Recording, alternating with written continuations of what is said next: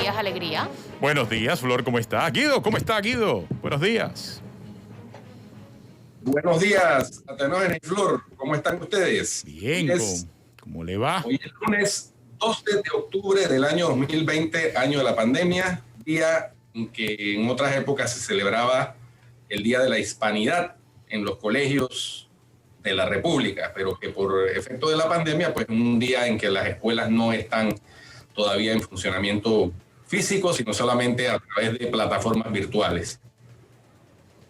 Así es, 12 de octubre, día de reapertura también. Se abre una gran cantidad de negocios, de empresas, reapertura del turismo, reapertura del aeropuerto de Tocumen, pero no se puede ir a la playa. Se reabren los casinos, pero no se puede ir a la playa, Flor. Yo solamente espero que estén recibiendo a los turistas diciéndoles que solo pueden salir de lunes a sábado, porque si no te lo llevan preso. Sí, eso no tiene mucho sentido, pero, o sea, o mantienes la cuarentena total del domingo y recibes el turismo, pero bueno, lo que nos dijo la ministra consejera esta mañana, conversando con ella, Eira Ruiz, es que se va a esperar un par de semanas. Yo calculo que quizás hasta después de fiestas patrias, quizás.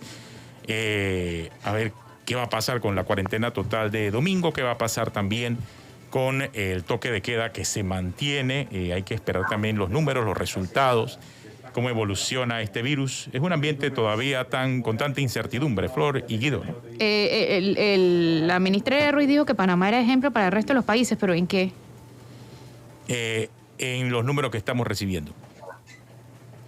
Sí, hay una preocupación que es comprensible, porque si uno ve lo que ha sucedido en otros países del primer mundo con las reaperturas, es que la gente como que se volvió como loca, pues, y creyeron que el virus ya se había ido por el hecho de la reapertura y han tenido que volver a tomar medidas de confinamiento. Y me estoy refiriendo específicamente a Alemania, España, Francia, Israel, entre otros. Sí. Que han tenido unos rebrotes terribles, incluso con mayores incidencias que el primer brote del COVID.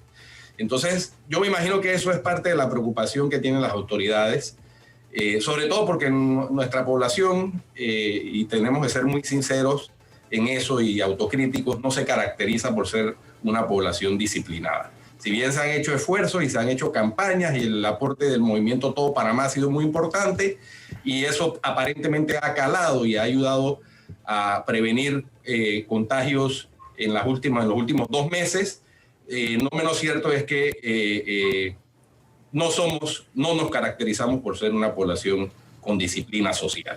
Y eso yo me imagino que lo tienen las autoridades entre sus preocupaciones principales. Sí, y yo creo que el tema de la reapertura de las playas, por lo menos en Europa, y la reapertura también de los locales nocturnos afectó mucho los rebrotes.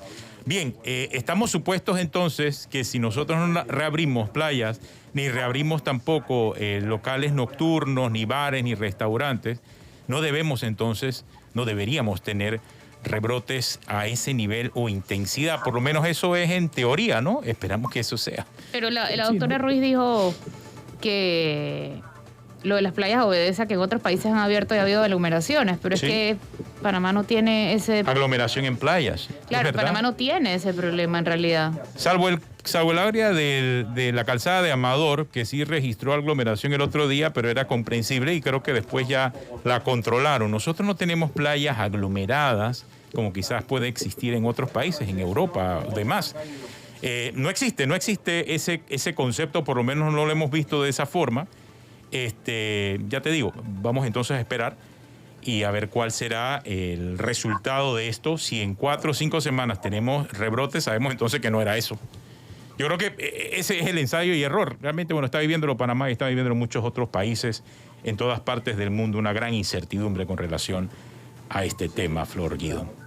Sí, lo que sigue siendo una contradicción sin mucho sentido es que no se permita visitar las playas al aire libre, saludable, vitamina D, sol, etcétera, brisa, pero sí se permita abrir los casinos que están en espacios cerrados, en donde se produce de alguna manera un intercambio del aire acondicionado que circula Y bueno, esperemos que eso no genere... se ha tratado de justificar eso, pero es difícil. Asistentes a los casinos, ¿no? Sí, se ha tratado de justificar ese asunto de la reapertura de los casinos versus la no reapertura de las playas, pero realmente no hace mucho sentido. ¿Cuál ha sido la explicación que tú has recibido de eso? O sea, no, que en el tema de los casinos, un ambiente cerrado, 50% se puede controlar, pero yo digo, espérate, ¿qué es más fácil de controlar? ¿Un lugar abierto o un lugar cerrado? A mí me parece que es más sencillo controlar un lugar abierto que un lugar cerrado. Si el tema, por ejemplo, son los paseos a la playa, eso se puede controlar, ¿o no? Mire que ayer había cuarentena total y la fila en el área de Capira, el tranque que había en el área de Capira para llegar a la capital era impresionante. Y estamos hablando 7, 8 de la noche, había tranque para regresar a la capital. O sea, un montón de gente se movía hacia el interior y un montón de gente estaba regresando. O sea, era un tranque normal, regular, de cualquier día donde no hay cuarentena total. Entonces, esos son los controles que quizás hacen falta en función de el tema puntual de la pandemia. Pero hay otro asunto, después de lo que pasó con la planilla 172, vieron que el Contralor ya dijo que va a auditarla. Pero me pareció curioso porque dijo, voy a auditar para que la ciudadanía, tengo las palabras aquí, para asegurarse de que en la planilla 172 no haya botellas. Y las palabras decían así, ¿dónde está esto, por favor? No, ajá. Para que la ciudadanía tenga la certeza de que no son botellas. O sea, él no dice que es para ver si lo son o no. O sea, Contraloría parte ya de la base de que no son botellas. Sí, él lo da por pareciera, pues, que está dando por hecho algo que él debe investigar en todo caso, ¿no? Debería partir de la base de que pueden o no pueden investigaremos ser. por el reclamo ciudadano, pero es como, ya que están molestando, voy a investigar. Esa es la respuesta del Contralor. O sea, eso es lo que yo realmente no termino de entender, no seguido. Va a ser muy interesante, Floria Tenógenes, hacer esa revisión de ese ejercicio de auditoría, de esa planilla. Sobre todo, quisiera, ojalá en aras de la transparencia, que se publicaran los informes de los servicios prestados por los exdiputados, Chelita Delgado, Javier Patacón Ortega, Feyo Pérez, porque sería muy interesante constatar cuáles fueron los servicios prestados. Y si no los prestaron, pues simplemente estarían incurriendo en el delito tipificado en el artículo 349 del Código Penal, que establece que el servidor público que acepte un nombramiento para un cargo público o perciba remuneración del Estado sin prestar el servicio a cual ha sido designado sin causa justificada, será sancionado con 150 a 300 días multa o trabajo comunitario. Sí, ojalá porque esa auditoría del Contralor... ¿Cuándo fue la última condena a una botella? Si hubo o no hubo botellas. Pero y si las hubo, que les caiga el peso de la ley. Hace como 2 semanas, hubo una condena a 2 personas que trabajaban en IPACOP, me parece, que eran asesores y supuestos... todos eran asesores, tengo entendido, y les cayó el peso... que no recuerdo la cantidad de personas, pero esa es la última que se conoce. Parece que sí se dan normalmente casos así aislados. Dentro de la Asamblea, pues no hay ninguna, evidentemente. Y según la nota de prensa de la Contraloría, este audito a la planilla 172 de la Asamblea se da para verificar el cumplimiento de las disposiciones legales y constitucionales.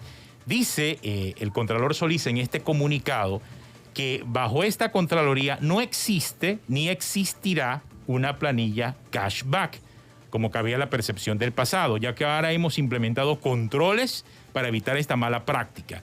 Es por esto que en una acción de transparencia ordenamos la fiscalización y control posterior a esta planilla bajo un alcance de enero del 2020 a la fecha. En el control posterior, dice el Contralor, verificaremos si en efecto el personal contratado por la Asamblea bajo esta partida ha cumplido con los servicios profesionales de modo que la población tenga la certeza de que no son botellas.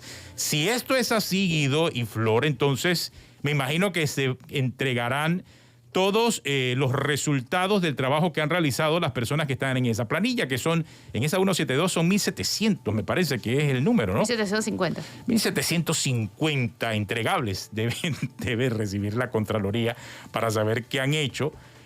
No sé si hay algunos que ponchan o no ponchan, pero algo tuvieron que haber hecho. Si si realmente hicieron su trabajo, ¿no? Me imagino.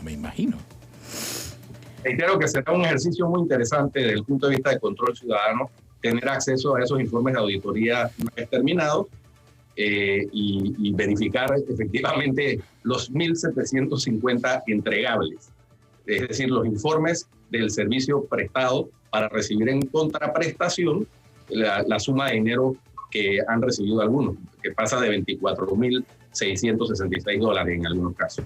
Oye, y atenuando, volviendo a la pandemia, el presidente Cortizo va a recibir a turistas al aeropuerto de Tocumen. Sí, ahora supuestamente, antes de entre 9 y 10 de la mañana va a estar el presidente Cortizo recibiendo a los turistas. ¿Eso le competiría a un presidente de la República?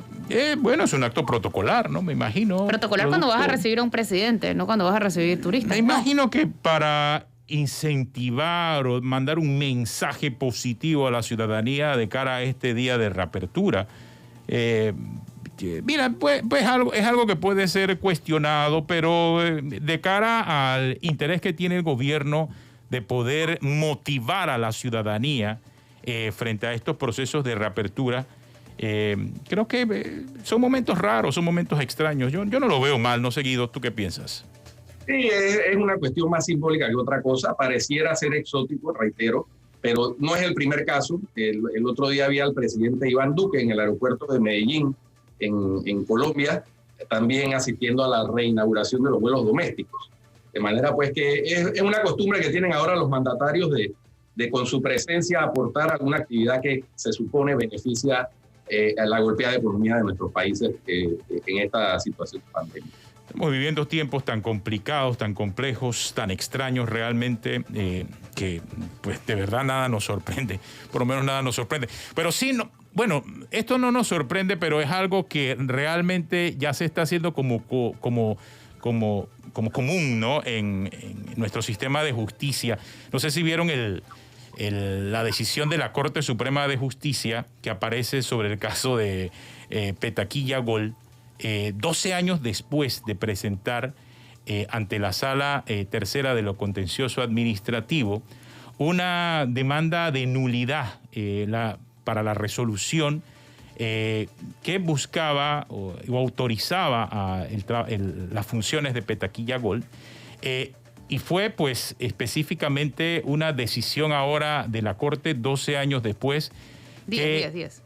¿Cómo dices? 10 años. 2008, imagínate, de 2008 al 2020. El 2008 fue el estudio de impacto ambiental, la demanda fue en el 2010. Bueno, no creo que haya mucha diferencia entre 10 y 12 años, ¿te parece? O sea, 10, 12 años. O sea, justicia tardía siempre no es justicia. Exactamente. Pero cuando además wow, este tipo de fallos tan largos en el tiempo atentan contra la seguridad jurídica de inversiones extranjeras, eso manda un mensaje terrible hacia los inversionistas. Es que no hay nada que hacer ahora porque la concesión ya cerró en el 2013. Sí, exactamente. O sea, pero igual se dio en el caso de Minera Panamá, Flor, y la mina de Minera Panamá sigue funcionando y fue declarada ilegal la concesión. Entonces ahí entra el rejuego de ver qué se hace, cómo se compensa, qué maniobras jurídicas, pero es por la lentitud en la justicia, porque si esas decisiones, en vez de tomarse 10 o 12 años, se tomaran 2 a lo sumo, pues estaríamos ante un escenario totalmente distinto. Un recurso de nulidad, o sea, ¿cuánto debiese ser el tiempo normal en analizarlo? O sea, yo creo que 10 años es mucho. Por supuesto. O sea, obvio, ¿no? ¿Cuánto tiempo? Sobre todo porque se trata de negocios. Es un tema comercial aquí. Hay una explotación comercial y a la vez también un impacto ambiental que dejó esta mina y que es la razón por la cual Félix Wing actúa en contra de esta medida en que se expide en el año 2008, porque la resolución sí fue del 2008. Aquí veo del 26 de noviembre del 2008. Y ahora la Corte, 10 años después, 12 años después de la expedición de la resolución, dice que es ilegal. Y eso eso retrata de cuerpo entero el fracaso de la justicia, pero además retrata de cuerpo entero el peligro de lo que aprobaron los concejales la semana pasada. No sé si vieron que aprobaron, modificaron un acuerdo sobre las construcciones para que arrancar a construir sin uso de suelo sea una falta subsanable. O sea, legalmente le están permitiendo a los promotores arrancar a construir sin tener un uso de suelo, o sea, violar la ley. Y si después le niegan el cambio de uso de suelo. Así es. Quisiera ver cuántas órdenes de demolición va a haber de construcciones que se declaren ilegales. Difícil. Pero es que el problema de las órdenes de las demoliciones... Claro, pero el problema de las demoliciones, que existen hoy día también las órdenes de demoliciones, es que ¿quién asume el costo? Exacto. O sea, el constructor debería asumirlo, pero el constructor dice, no tengo plata, ¿y qué vas a hacer? O sea, y se convierte en un juega vivo, y se convierte en un juega vivo porque al final ya el edificio construido dice, bueno, ¿quién lo demuele, pues? Sí. Y después, al final, el empresario dice, bueno, pero ya tengo todo, cámbiame el uso de suelo, se presta para cualquier clase No de solo porquería. eso, también puede ser susceptible a recursos en la corte que demoren 10, 12 años y después de 10, 12 años tú vas a decir que sí. Es legal la demolición, ¿ya para qué? O sea, después de 10, 12 años. Sí, eso es un Usufructuando el terreno, sí es cierto. O sea, el MIBIOT, que es la entidad nacional encargada de eso, por eso de MIBI pasó a ser MIBIOT, porque se le incluyó el ordenamiento territorial como una de sus funciones, debería pronunciarse enérgicamente y actuar, no solo pronunciarse, sino actuar, porque esto de los concejales es algo, reitero, sin sentido de ninguna naturaleza. No, sin y la ningún alcaldía propósito también. distinto a promover lo que ha dicho Flor, promover la construcción desordenada y al margen de las normas de las normas de ordenamiento territorial. Creo que también debería pronunciarse el ingeniero municipal, ¿no? También, por supuesto. Sí, el MIBIOT y él. Este asunto de Petaquilla puntualmente, a mí lo que me preocupa es que en la parte resolutiva del fallo se dice claramente que el Ministerio de Ambiente ha constatado que la empresa Petaquilla Gold no ha cumplido a cabalidad con las medidas de control y mitigación contempladas en el estudio de impacto ambiental. Si eso fue así, el impacto que tiene esta obra en todo el medio ambiente próximo y cercano es enorme. Entonces, esto va a generar también, puede generar también otro tipo de reclamos, inclusive en donde el Estado terminaría pagando responsabilidades si hay efectos del impacto medioambiental. Aquí como que los temas de medio ambiente normalmente no son o no están en el índice de prioridades en los lugares más altos, en ninguno de los órganos del Estado, ni en el Ejecutivo, ni en el Legislativo, ni en el municipio, o sea, en ningún lado, no se le presta atención a este tema medioambiental. Y eso sí, de verdad que es muy, muy peligroso para la sostenibilidad de muchas de estas áreas, sobre todo donde se han realizado estos proyectos mineros. Porque no somos nosotros, es la Corte la que lo está diciendo. Sí, y es terrible, Atenógenes y Flor, porque yo no sé si ustedes tuvieron oportunidad de ver el video que circuló el fin de semana de un aserradero, porque ahí no era solamente la tala, sino que ya salían las tablas aserradas en el área de Espinar. Una denuncia ciudadana, pero el Mi Ambiente rápidamente explicó que eso es una construcción de un centro comercial que tiene los permisos, que no está en área protegida y que es una tala autorizada. Puede ser que no esté en área protegida, pero sin duda está en un área de amortiguamiento. Y en estos tiempos cortar un árbol debería ser un extremo indeseable desde el punto de vista medioambiental y de la defensa de la naturaleza. Pero se sigue imponiendo pues el criterio de el desarrollo sin contemplaciones de ninguna naturaleza, valga la redundancia. Tenemos una pausa, ya regresamos, vamos a hablar acerca de lo que quiere hacer la Asamblea, de ir tratando de reformar la ley bancaria. ¿Por qué lo está haciendo? ¿Qué es lo que quiere reformar la Asamblea? Después de la pausa, aquí en Cuarto Poder, quédese con nosotros. Seguimos aquí en Cuarto Poder. Hoy vamos a conversar, Flor, acerca de por qué la Asamblea está tratando de cambiar la legislación bancaria, ¿no? Así es. Tenemos a un invitado que es el presidente ejecutivo de Banco General, Juan Raúl Humbert. ¿Ya lo tenemos aquí? Ya lo tenemos en contacto ahora mismo, sí. Ahí está, vía Zoom, Flor. Hola, licenciado. Buenos días, Flor, y distinguido Cuarto Poder. Sería bueno entender, señor Humbert, qué piensa acerca de este interés de la Asamblea de hacer cambios en la legislación bancaria. ¿Qué ven venir ustedes en este momento? Buenos días. A ver, yo diría que se ha convertido en un gran problema porque el marco regulatorio panameño se ha prestado para un crecimiento importante en el sistema financiero panameño, al punto que en los 22 años de su existencia, la banca, tanto en depósitos como en créditos, ha crecido, se ha cuadruplicado en ese periodo, y se ha cuadruplicado de una manera sana. Y es importantísimo, por supuesto, que gocemos de una banca sana, no solamente porque tenemos que cuidar, ¿verdad?, la solidez del sistema para los depositantes en los cuales se apalanca la industria, sino que también tenemos que tener la fortaleza para poder apoyar, ¿verdad?, a todo el lado crediticio a levantarse de esta difícil situación en la que estamos ahora mismo pasando, ¿no? Y como he dicho en ocasiones anteriores, este es un tema súper técnico, y es importante que cualquier tema al respecto que se maneje de manera técnica. O sea, no es el momento para estar haciendo improvisaciones en cuanto a cambios al marco jurídico que ha manejado el sistema bancario por tantos años también.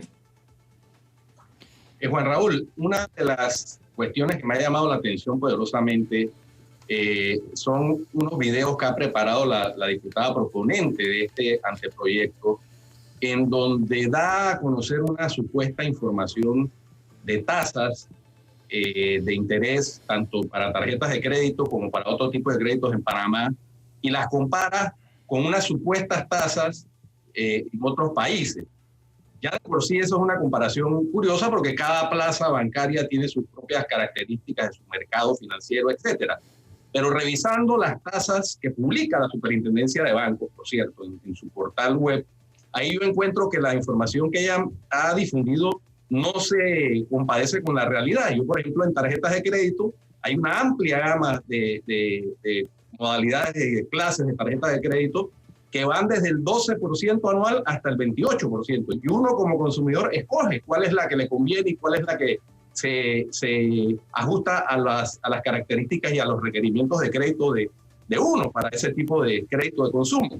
Entonces, me parece pues que el planteamiento está hecho equivocadamente, porque está primero comparando dos mercados distintos o tres mercados distintos, pero además lo está haciendo con información errada, equivocada. Entonces, por donde se mire es un análisis totalmente engañoso. Claro, y en esencia yo creo que la premisa más importante para evaluar estas situaciones es basarse en data veraz y correcta, la cual es fácilmente accesible, ¿no? Hemos dicho en repetidas ocasiones que el sistema bancario panameño es la plaza más competitiva de toda la región. Me refiero por lo menos hablando del tema latinoamericano, y muy distinto a lo que se ha querido plantear o presentar como que son las tasas más altas. En efecto, sí, se ha hablado de algunas tasas, inclusive de tarjetas de crédito en Estados Unidos en el 2 y en Europa en el 1 y pico, creo que, y eso realmente no es correcto. Y yo creo que es importante que estos temas se discutan y se conversen y por supuesto que se llegue a consenso si es que se requiera algún ajuste, cosa que no consideramos, pero de hacerlo hay que hacerlo con la información veraz y que la cual está fácilmente accesible. Uno puede entrar fácilmente al website del FED o de la Banca Central Europea, o ni se diga a los bancos latinoamericanos, donde puede ver uno claramente que el sistema bancario panameño es supremamente competitivo. En la Asamblea hay por lo menos 15 proyectos que, según la sociedad bancaria, atentan contra la seguridad jurídica de la banca. Por lo menos 15 hay. Hay uno que se aprobó en tercer debate que baja de 7 a 5 años el periodo de historial crediticio. ¿Qué afectación para los clientes tiene ese proyecto? A ver, ese proyecto buscaba inicialmente reducir los plazos inclusive a 3 años, ¿verdad?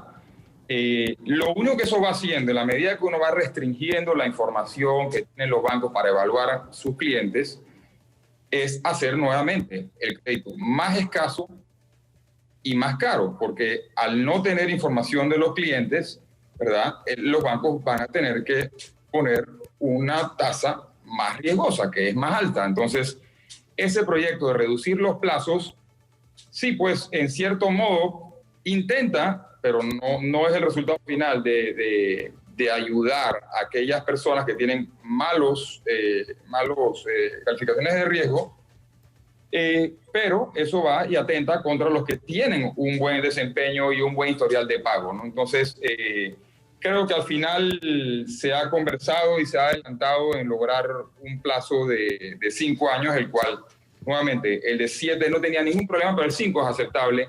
Haberlo llevado a 3 sí hubiera sido un grave problema, ¿no?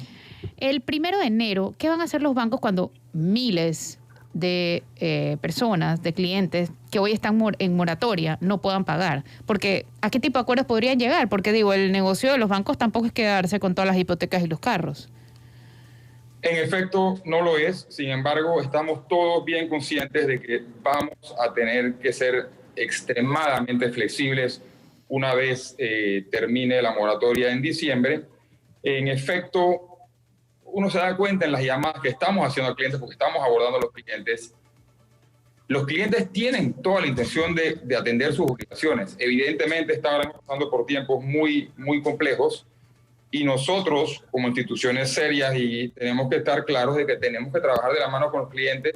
El tema no se va a hacer plenamente de aquí a fin de año. Ok, otra pregunta, Yapi. Ha sido como que el tema el fin de semana en las redes sociales. Yo sé que el Banco en general sacó un comunicado explicándolo. Me gustaría que aclarara el tema un poquito. La gente está... Hay mucha gente pues indignada que como es un plan piloto, que cómo es que vamos a tener que pagar ahora. Sé que hay unas especificaciones para estos pagos. Si lo puede explicar, por favor. Disculpa que no te escucho bien, Flor, hay una voz en el fondo, pero creo que te escuché sobre el tema de Yapi. Sí. Y te aclaro. En el tema de Yapi, y nuevamente son los temas que estamos luchando porque como que hay fuerzas tratando de desinformar, ¿no? El tema de Yapi inició, por supuesto, en un sistema de pagos de persona a persona y ese sistema ha sido y es hasta la fecha absolutamente gratis y en efecto así continúa. Lo único que ha cambiado es que estamos empezando a implementar Yapi para pequeños, digamos, comerciantes o emprendedores. Y esas transacciones sí conllevan una comisión para el comerciante, para el emprendedor, ¿verdad? No lleva ningún costo para el cliente individual, pero esa comisión es muy inferior a lo que se cobra en transacciones de tarjetas de crédito a los diferentes comercios. Entonces, más bien pensamos que estamos implementando un esquema de pago muchísimo más accesible a los pequeños emprendedores que le da acceso a una base de 500,000 clientes que tenemos ya montados en la plataforma Yapi. Entonces, algo que consideramos extremadamente positivo, ¿verdad? A veces tratan de venderlo como que fuera negativo o un costo adicional, cosa que no es cierto, ¿no? Bueno, la aclaración. Otra pregunta. Ustedes, es cierto que nunca cerraron los bancos en general, pero tampoco se puede decir que estaban haciendo negocios al ritmo de siempre. ¿Qué tantas reducción de empleo, cierre de sucursales se esperan? A ver, eso yo diría que va banco por banco y en el caso nuestro nosotros implementamos la política claramente anunciada a nuestros colaboradores de que nadie se iba del banco por temas de la pandemia en el año 2020 y en efecto así lo hemos hecho. Hemos tenido que trabajar muy duro para reasignar personas a diferentes roles porque por supuesto las complejidades impuestas por la pandemia implican nuevos roles en el banco, ¿verdad? Y estamos en ese sentido avanzando. Muchísima gente que se dedicaba antes a vender, pues puede dedicar ahora a abordar a los clientes, a tratar de apoyar en las reestructuraciones que hay que hacerle a diferentes clientes. Entonces, yo pensaría que no debe haber mayor reducción de personal en el sistema bancario, a menos que se comiencen a implementar políticas como en efecto ocurrió en Costa Rica, donde se empieza a limitar el crédito y pues por ende, si el negocio se va limitando, pues la necesidad de recursos se va limitando, ¿no? Yo creo que ahí va... En este caso tomamos la decisión marcada de no salir de absolutamente nadie, al contrario, esa es la gente que ha traído el banco donde está y con ello vamos a echar adelante, ¿no? Ese es el punto importante cuando usted habla acerca de ese impacto que pudiese tener una legislación bancaria inconsulta, porque vimos lo que ocurrió en Costa Rica. Claro, producto de la pandemia, en muchos países se han tomado medidas proteccionistas, en algunos casos, en otros medidas de control acerca de los intereses bancarios. Y pareciera que hay en este momento deseos en la Asamblea de que eso sea así. ¿Cuál sería el impacto? ¿Han calculado ustedes el impacto que esto pudiese tener en la forma en que los bancos hacen negocio? Usted dice también que la competencia de este mercado es amplia. Eso facilita también el crédito y hace que haya una libre oferta y demanda en esas oportunidades de crédito para los panameños. Bueno, es que en efecto los temas que hacen esa ley absolutamente innecesaria. Uno, como bien hemos dicho, Panamá es el centro financiero más competitivo de toda la región, o sea que las tasas en Panamá son más bajas que en el resto de los países, o sea que somos un centro muy, muy competitivo. Entonces, en ese sentido, proponer leyes en esta línea, pues lo único que van a hacer es restringir el crédito. Es restringir el crédito a los segmentos que lo necesitan. Y nuevamente, usualmente en estos momentos se tiende a pintar el crédito como, o sea, la gente en vez de ver, no se puede ver solamente una hipoteca. Hay que ver que una hipoteca es una casa donde vive una familia.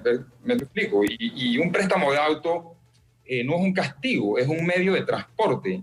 Y facilidades de crédito empresariales y comerciales son las que han ayudado a que se compre inventario y que se construyan locales y que la economía avance. Entonces, sería un absoluto retroceso pretender ahora limitar el crédito, más aún, como dije, cuando de por sí es el centro más competitivo de toda la región. Entonces, aclárenos eso. El crédito se restringe la economía y efectivamente podría terminar en costarle puestos de trabajo, o sea, en algunas instituciones. Explíquenos, señor Humbert. Es importantísimo que debe jugar la banca para la recuperación de la economía post-pandemia. O sea, no hay otra forma, aparte del endeudamiento externo de las cuentas públicas del Estado para las inversiones públicas, la economía privada se nutre del crédito bancario para generar movimiento y para impulsar la rueda e ir creciendo poco a poco y después con mayor ritmo a medida que salgamos del tema de la pandemia. Entonces, ponerle talanqueras y valladares a ese crédito que de por sí, como bien anota Juan Raúl, es en la plaza panameña muy competitivo, entre otras cosas porque tenemos grados de inversión y por eso tenemos acceso a crédito más económico que otros países de la región, pero también porque el mismo mercado bancario panameño se ha encargado de tener una competencia abierta entre todos los bancos que hay en la plaza. Entonces, tratar de intervenir en una industria que de por sí es ultra regulada, que no es que anden por la libre, como se pretende decir, eso no es cierto. Entonces, es dispararnos en el pie, realmente, eso hay que decirlo como es. Y un ángulo que no se ha mencionado, Guido, también es que el día de mañana limitan el crédito, un tema como lo que hemos conversado, lo único que va a lograr, ¿verdad?, es que esas personas que están en necesidad de crédito se vayan al sector informal. Y el sector informal sabemos claramente lo que implica. Implica costos elevadísimos y un sistema absolutamente no regulado. Y eso sí sería catastrófico, ¿no? Pero son los tecnicismos que no se ven y no se analizan cuando se lanzan iniciativas. Y nuevamente, el sector está más que anuente a sentarse a conversar, pero a sentarse a conversar de una manera, ¿verdad?, con los datos y la información correcta enfrente, porque estos son temas sumamente técnicos, que no son para ser legislados de una manera improvisada. O sea, restringir los intereses afecta a la competitividad, provocaría que muchos bancos pierdan el interés del mercado y obviamente se vayan. ¿Cuáles serían los temas en donde pueda haber discusión, señor Humbert? Bueno, en efecto, más que el tema solamente que estén limitando los intereses, es el tema de injerencia legislativa de una forma informal en el sistema financiero, que es un tema, como mencioné, extremadamente técnico. Y esto lo que puede lograr con el tiempo es que, en efecto, bancos internacionales empiecen a tomar decisiones que el mercado no les conviene y empiecen a marcharse. En efecto, no es que nos quedan muchos. Aquí tenemos unos cuantos regionales colombianos muy fuertes.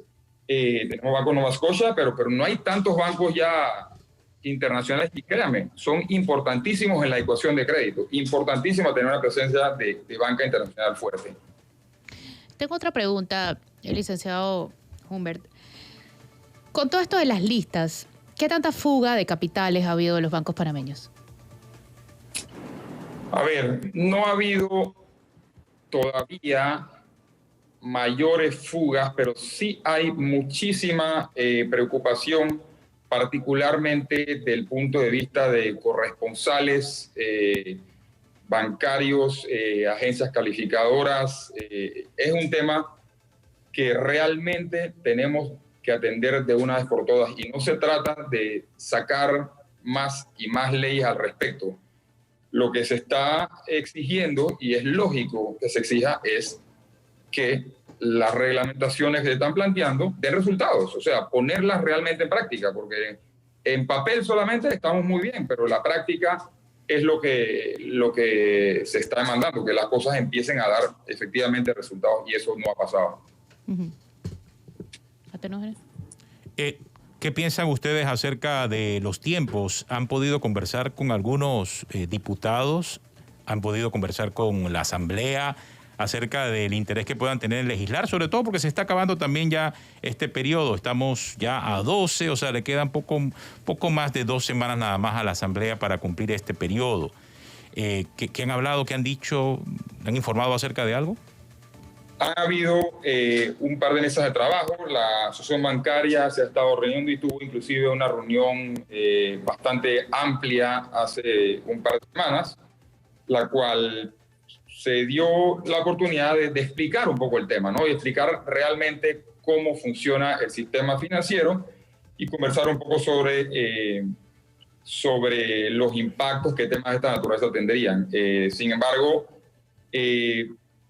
esas conversaciones y mensajes vertidos en otros foros o a través de otras fuentes, pues pareciera que no nos estamos entendiendo, pero hay toda la intención de conversar y explicar particularmente todo lo que implica cambios de esta naturaleza. Es cuestión de encontrar el foro donde realmente se escuche, ¿no? Bueno, muchas gracias al señor Humbert por acompañarnos esta mañana aquí en Cuarto Poder, revisando el tema del interés que puede existir en la Asamblea de revisar la legislación bancaria. Tenemos una pausa. Volvimos, hemos vuelto. El Tribunal Superior de Familia, Tenógenes Guido, rechazó la demanda de protección de familia que puso Marta Linares contra la prensa para que no se pudiera publicar ni fotos ni información de las investigaciones penales a su familia, entiéndase, a sus hijos. Esa pretensión ya había sido negada por el Juzgado Segundo Seccional de Familia del Primer Circuito Judicial en junio, porque consideraron que las informaciones eran, en efecto, de interés público, no eran parte de la vida privada de nadie. Eso no se parece a lo del Lescure. Eso mismo te iba a decir, nótese la diferencia con el caso de Gianni Lescure, ¿no? Donde, le rechazaron el amparo de garantías a la prensa y le mantuvieron la restricción de publicar fotos e investigaciones a él. Entonces, no entiendo la incoherencia. Sí, hay una inconsistencia dentro del mismo órgano judicial, dos sedes judiciales distintas toman decisiones opuestas. A mi juicio, la del Tribunal de Familia es adecuada a derecho porque está establecido en el artículo 577 de las excepciones al derecho a la imagen propia, y una de las excepciones es precisamente cuando se trate de hechos noticiosos o asuntos de interés público. Sin duda, en ambos casos, en el de los hermanos Martinelli y en el de el abogado Gianni Lescure, ambos son hechos noticiosos. Uno incluso tuvo trascendencia en Europa, en España, y acá rebotó. Y ambos son excepciones al derecho a la imagen propia. Sin embargo, vemos cómo hay contradicciones dentro de la sede del órgano judicial. Sí, y esas contradicciones no son buenas. ¿Por qué? Porque establecen como una especie de precedente y crea también cierta suspicacia, porque el caso de Gianni Lescure lo que ocurre es que tiene que ver directamente con pagos por debajo de la mesa en la Corte Suprema de Justicia. Y es esa Entonces, misma orden ¿será del esa Estado? la razón por la cual que no se quiere que se publique más nada de ese caso? Eso es lo que me parece más grave de todo, porque entonces el mismo órgano del Estado que él está señalado de corromper es el que dice no pueden publicar nada. Es muy raro, de verdad. Algo importante también que destaco y debo destacar de este fallo del Tribunal de Familia es que cita y hace el llamado control de convencionalidad también en aras de la libertad de información y la libertad de expresión. Eso también hay que considerarlo porque se ha insistido en que siendo parte del llamado bloque de la constitucionalidad, las convenciones internacionales y los compromisos internacionales adoptados por la República de Panamá, eso significa que están en un nivel jerárquico superior al de las leyes, es decir, están al mismo nivel de la Constitución, pues ese control de convencionalidad debería ser de rigor hacerlo en cada decisión judicial. Poco a poco vemos cómo se va produciendo. En eso hay que hacer una docencia permanente con los operadores judiciales, porque no es una imposición que nos venga del extranjero como algunos despistados andan diciendo. No, Panamá es parte del sistema interamericano de protección de derechos humanos y además fundador del sistema internacional de protección de derechos humanos a través de la creación de la ONU por parte de un ilustre jurista panameño, Ricardo J. Alfaro. Bien lo explicaba Enrique Zelensky ayer en el Knockout. Panamá tiene la última palabra, la Corte tiene la última palabra en todos los temas menos en derechos humanos, porque esa última palabra se la concedimos a la CIDH. No, y mira lo que dice el fallo, dice, la persona goza de la protección de su imagen por principio. Yo creo que es a punto. Pero una vez que el Estado procede a una investigación penal en contra de este, hace que el resto de los asociados, ya sea de modo individual o corporativo, emitan juicios con respecto a las circunstancias del caso, ya que estos también tienen a su favor el derecho de la libertad de pensamiento y expresión. Así dijeron los magistrados José Agustín Delgado Pérez, Araceli Quiñones Bruno y Nelly Cedeño de Pérez. Yo creo que es importantísimo también el concepto de interés público, porque, y lo está también reconociendo este fallo, las imágenes que se difundan con fines noticiosos de interés público o cultural con base en el respeto a la dignidad humana. Yo creo que es importantísimo la decisión que se ha tomado y eso sí, no coherente con la que se tomó con relación al caso de Gianni Lescure. Así es. Hay otro tema súper importante y es el informe que le entregó la Junta Técnica Actuarial del Seguro a la directiva de esa entidad, donde advierte que la falta de fondos es inminente y que los aportes de los contribuyentes y también del Estado no alcanzan para pagar las pensiones y las reservas se van a agotar en el 2025. Y también lo que hoy dio a conocer también el diario La Prensa, que es las fallas en el manejo contable de la Caja de Seguro Social, porque es que resulta que había un subsistema mixto, que es el que muchas personas todavía cotizan, y el subsistema no mixto, pues el subsistema en donde había una cotización individual. Bueno, parece que dinero que debía ser asignado, sobre todo en el concepto de unos 13º mes, fue asignado al subsistema que no debía. Y eso creó, parece que una diferencia de más de 300 millones, que según el informe, 349 millones específicamente, entre el 2017 y 2018, al poner dinero del subsistema mixto en el subsistema de beneficio definido. Según este informe y según lo que publica hoy el diario La Prensa, se corrigió en el 2017-2018, pero todavía hay algunas diferencias. Es importante entender, por eso es que yo soy de la opinión que las discusiones que tienen que ver con el futuro del programa de invalidez, vejez y muerte de la Caja de Seguro Social no pueden mezclarse con las decisiones políticas de lo que va a ser el diálogo por el Bicentenario. Sería un error. Es más, este tema del seguro ya debiese estar discutiéndose en base a una comisión ad honorem que se nombró en enero para ver de qué forma pueden avanzar con la Caja de Seguro Social, no esperar un diálogo político para hacerlo, porque se trata de un tema técnico y esa es la preocupación que tengo al tratar de mezclar las cosas. Técnica y política. No es lo mismo. Y allí, muy similar a lo que dice el señor Homberg con relación al tema de las discusiones de la legislación bancaria. O sea, es un tema técnico y no puedes llevarlo a lo político porque puedes tener repercusiones económicas impredecibles, y yo creo que deben hacerle caso a los técnicos, ¿no? Sí, ahí la gravedad es que es inminente si no se aborda a tiempo el problema y la solución al problema, que las soluciones pueden ser muchas. Puede ser, por ejemplo, que el Estado aporte la parte deficitaria que genera la estructura misma del sistema piramidal con el que fueron concebidas las pensiones, que en la medida en que aumentó la expectativa de vida de los ciudadanos y aumentó entonces la base esa de las personas que aumentó la cúspide de las personas que se iban jubilando y no aumentó en la misma proporción la base de los cotizantes, pues entonces genera el problema actuarial que vemos. Eso hay que abordarlo cuanto antes. El 2025 está a la vuelta de la esquina y no vale, aunque eso es lo que han hecho hasta ahora varias administraciones, patear la bola para adelante, porque cuando vayamos a ver ya no vamos a tener ni campo de juego ni pelota. Sí, es que vamos a estar en un grave aprieto. 2025 es el próximo periodo, entonces corre el riesgo de decir, bueno, ante la crisis... De patear la pelota. Patear la pelota para que la agarre el próximo gobierno. Lo que pasa es que en 2025 ya